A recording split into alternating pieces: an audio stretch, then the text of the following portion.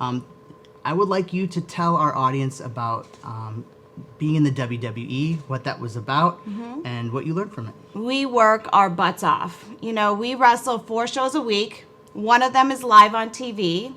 We fly in, we travel 300 to 500 miles a night after a show, 4 days a week, 52 weeks out of the year. Some people get 1 week off if you're not invited to go to Afghanistan to perform for the troops, and we all want to go there. You know, it's like the one thing that we can do to show them how grateful we are.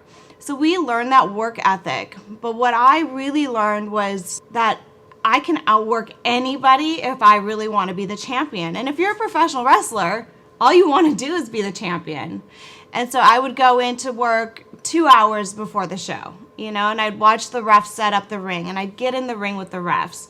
I didn't have the joys of going to a wrestling school and learning everything before I got to TV, but I was blessed with coming to TV first. You know, everybody dreams about getting there, and so I was just kind of landed there. So I had a lot of work to catch up on. Could you please map out your journey in the WWE from where you started to the pinnacle of your career in WWE?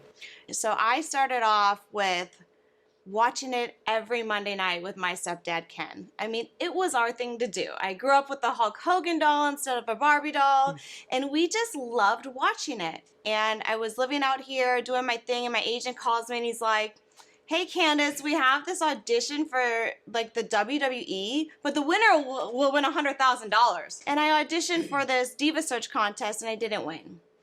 And I thought, wow, I really belong here.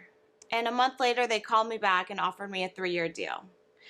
And then that's when you get that opportunity. You know, you'll hear a lot of wrestlers say, or Vince McMahon will say, this is a platform. You do with it what you wish.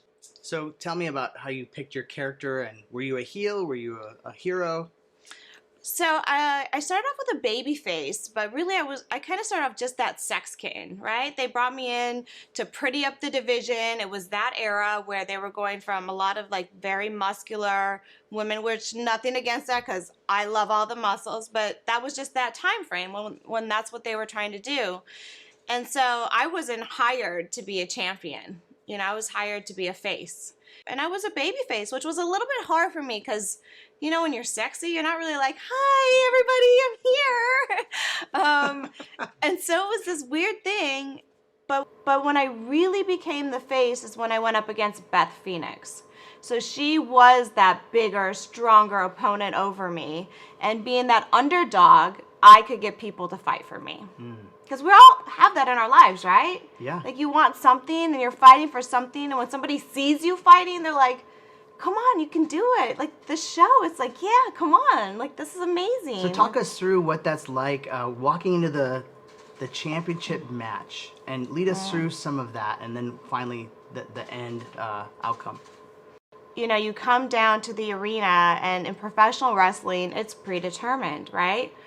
And people think, oh, you know, you just got this and it's luck. And I'm like, no, being predetermined was me predetermining that win 3 years before that win. It was the day in, day out work that I did. And I remember being told that I was going to win that night.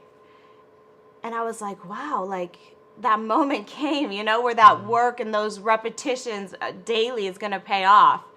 And all I remember telling myself is just be in the moment. Like, just feel it. Like, feel the audience, feel my opponent, which at the time, we had this rivalry for real. Like, she didn't want me to win. And I said, you know what? I'm just going to go in there and it's going to be. Like, you know, just be in that moment. And it was a short match because back then the women didn't get, you know, 10, 15-minute matches. We got 2-minute matches. So to try and tell a story, win a title, be in the moment in 2 minutes, it's difficult. Because when you're out there and there's 10,000, 20,000 people, you don't see anybody. And it was a moment where I was like, I see that little girl seeing me, you know? I see that dad who has these dreams for his family. You know, I saw the people versus just, hey, it's me. Because it's not me. It's about everybody who helped create that moment for me. You give me goosebumps. Yay. I love that. I love that.